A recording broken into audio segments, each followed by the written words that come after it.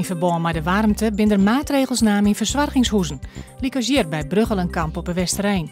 De ouderen wordt onred tussen 12 en 4 binnen te blijven. Ze moeten goed water drinken en worden vaker verskinnen.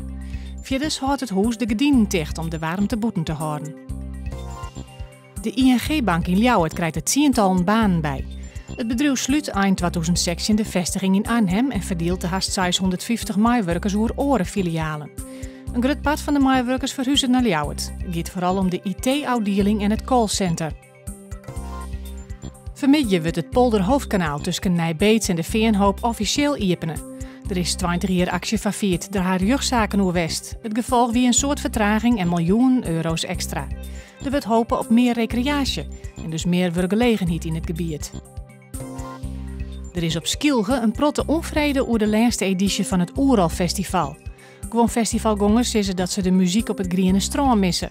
Ondernemers vinden dat Oeral te commercieel wordt en dat het door de programmering alleen nog maar oudere mensen komen.